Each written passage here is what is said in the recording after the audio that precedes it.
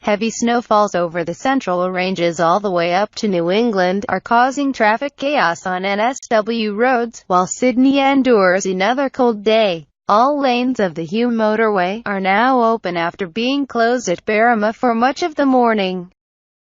Snowfall totals were about 10 to 15 centimeters for the Blue Mountains towns of Lithgow, Katoomba and Wentworth Falls, and similar falls for Orange and Oberon. Anthony Duke, a meteorologist with WeatherZone, said, "Sydney hasn't quite seen its strongest winds yet," Mr. Duke said, just before noon. "I suspect we'll have another couple of hours of these gusts. However, as for rain, the worst of it is more or less through," he said.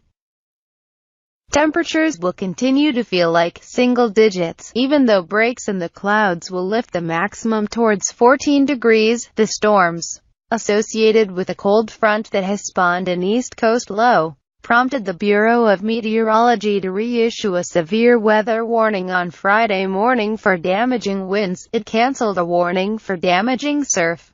A trough linked to the deepening low off the Illawarra coast is expected to trigger damaging winds for central parts of NSW coast, the Bureau said.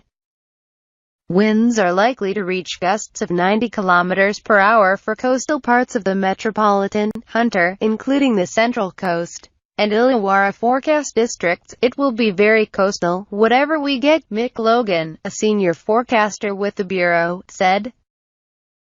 Mr. Duke said the East Coast low is fairly stationary but should start to move briskly eastwards in the afternoon, away from the coast. The strongest winds along the coast include 100 km per hour at Guatemala, to Sydney's south, which was recorded just after 11 a.m. in Sydney's metro region. The strongest winds included 69 km per hour at Kurnell about the same time.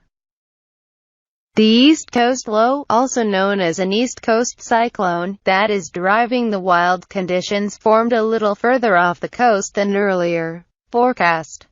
Such lows tend to be intense, and are the result of a cold upper air mass combining with moist unstable air off the coast.